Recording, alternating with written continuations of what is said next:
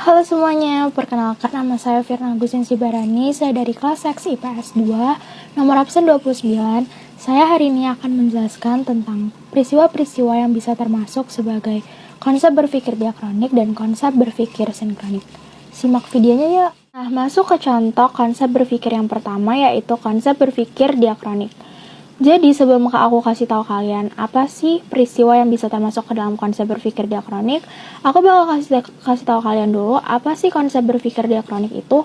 Jadi konsep berpikir diakronik itu adalah berpikir secara menyeluruh dalam runtutan waktu yang panjang. Contohnya, pemerintah kolonial membangun jalan untuk melancarkan sarana transportasi dan militer di Yogyakarta. Pada tanggal 20 Juli 1825, Perang Tegalrejo dikepung oleh serdadu Belanda. Diponegoro dan pengikutnya menyusun strategi gerilya. Belanda menerapkan strategi benteng Stelsel pada tahun 1827. Tahun 1829, Kiai Maja ditangkap. Pangeran Diponegoro tertangkap di Magelang pada 25 Maret 1930. Jadi, ini merupakan salah satu contoh peristiwa konsep berpikir diakronik karena peristiwa ini memanjang dalam waktu dan peristiwa ini memperlihatkan perubahan yang terjadi dalam proses perkembangan peristiwa sejarah.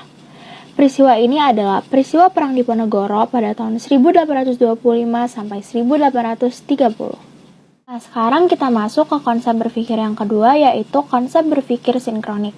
Sama seperti sebelumnya, aku juga bakal jelasin ke kalian apa sih itu konsep berpikir sinkronik. Jadi, konsep berpikir sinkronik itu adalah berpikir secara mendalam dengan analisis yang tajam untuk menghasilkan pemahaman yang komprehensif atau meluas dalam ruang dan menyempit dalam waktu. Contohnya adalah keadaan ekonomi Indonesia pada tahun 1998 sangat terpuruk. Saat itu terjadi kerusuhan di mana-mana hingga Presiden Soeharto mengundurkan diri. Banyak perusahaan pailit karena tidak mampu melunasi hutang, yang menyebabkan jumlah pengangguran di Indonesia semakin meningkat pada tahun itu. Nilai mata uang rupiah terhadap dolar Amerika Serikat jatuh hingga 15.000 per USD. Hal itu menyebabkan terjadi inflasi yang sangat tinggi. PDB per kapita Indonesia turun drastis dari USD 1.155 pada tahun 1996 menjadi USD 610 pada tahun 1998. Nah, peristiwa ini merupakan salah satu peristiwa dalam konsep berpikir sinkronik karena peristiwa ini hanya fokus dan menjelaskan satu peristiwa saja, yaitu keadaan ekonomi Indonesia pada tahun 1998.